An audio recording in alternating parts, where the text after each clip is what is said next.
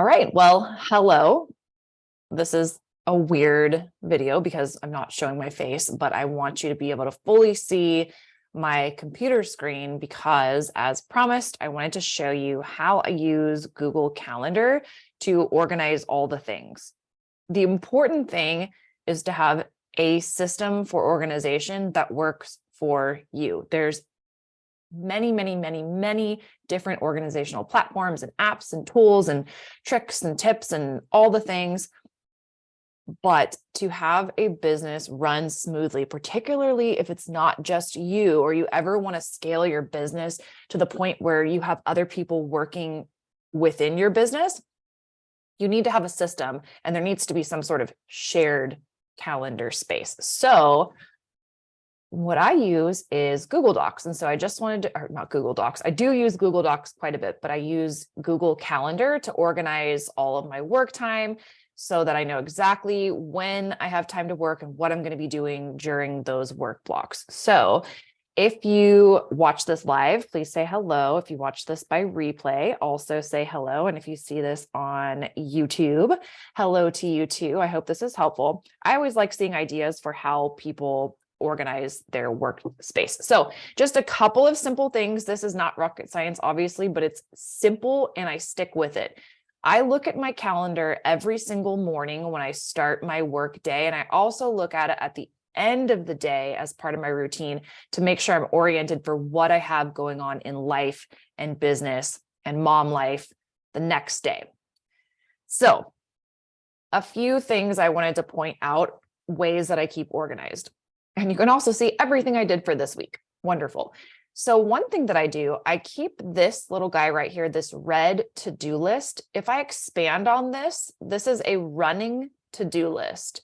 So all of those ideas that I come up with or think about, oh, I need to do this, or oh, I need to do that, I make sure that they're on this master to-do list.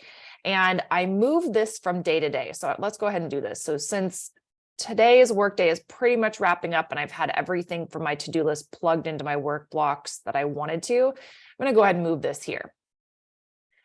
I open this list when it comes to my work blocks and I'm planning for what I'm going to realistically accomplish on a given work block day. I pull from my to-do list. And so this is always in pretty much priority order, the to-do list is. And then I'm able to plug in a few tasks, top priority tasks. I mean, 1, 2, or 3, depending on how time intensive they are in these work blocks.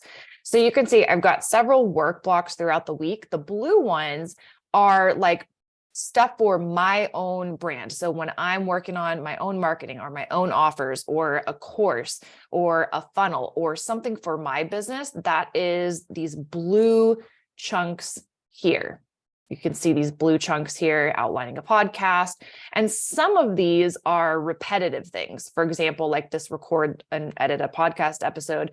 This is a repeated event. So the nice thing about Google Calendar is you can schedule things to see, this is weekly on Wednesdays, this repeats, and you can move them around and decide to say, oh gosh, this week I didn't get to record my episode on Wednesday, which actually I moved this from its original place, which is actually on Monday. So I'm going to move this back here. And it'll say, do you want to do this for just this event or for this and all the following events? So I would say just for this event. And you can move over there. So you can rearrange your calendar without having to erase something, scratch it out, etc., which is something that I really like about Google Calendar. So I'm going to move that back just so I have a record of what I actually did this week. So the other thing that I do in my calendar is I make sure to plug in not just things having to do with work, but my full picture of life. So anything with the blue color for Sonic, because my daughter Taylor is obsessed with Sonic, has to do with what I'm doing with her. And so this particular week, I have her, I had her on Monday and Tuesday. With the way our custody schedule is, I have Monday, Tuesday every week. Her dad has every Wednesday, Thursday. But if she has games, I'm there. So I have that plugged in. And then she's at her dad's for this weekend. So I have play dates plugged in, baseball games, whether or not I'm dropping her off in the morning, because obviously that's going to impact the morning routine and what I do and when. I also schedule in workouts. So these are the typical times that I like to go to Orange Theory. If I change it around, I can just move this, but I have it blocked out as part of my schedule, just like it's an appointment, because it is. It's something that keeps me working and living at my optimum, what do you want to say it? Optimum performance, I guess. It's really important. So is reading and reflecting. That's a built-in part of my work schedule, reading and reflecting. It's not very long, but it's just a reminder to get that done. And if I don't get it done in the morning, I move it elsewhere and make sure I get it done. Okay, so I have those as repeating Monday through Friday, reading and reflecting, and then checking and responding to Voxer. So you'll see in yellow, everything in yellow are client calls. So this client calls and or client work. So this work block, I'm working on client projects. So I have time blocked out for that according to the projects that are going on, according to the calls that week. And then these are the actual calls having to do with client time. So actually this week, pretty light on the client calls, 1, 2, 3, 4.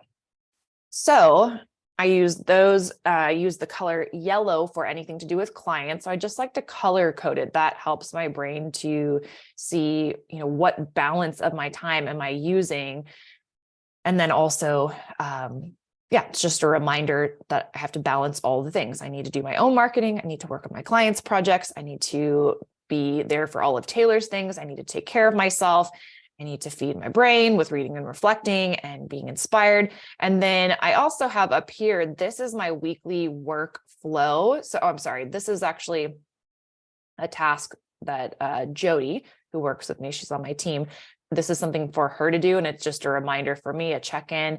I've got reminders up here that are related to my workflow for the week, like what I need to be doing for the following week. Let's see, what else can I tell you? Sometimes like this week, I wanted to write in what it is that I am working on marketing for. So the creating exceptional offers part of Social Seller CEO Academy. And yeah, so that's pretty much it. I hope that's helpful. It just makes it so that I know I'm accountable to my time and time is blocked out enough for what I need to get accomplished. So let me know if you try out Google Calendar. Of course, with anything, you want to try it out for a couple of weeks and get into a rhythm and see what works for you before you decide something doesn't work. So if this seems like something that could work for you, let me know if it does. And no matter what, I just encourage you to find some way to organize your time and your tasks so that it reduces that mental load that we have as women and as moms and as businesswomen and all the different hats we wear. Having a calendar and taking the time to set it up and get organized on a daily and weekly basis makes all the difference. So I hope this was helpful. I will talk to y'all soon.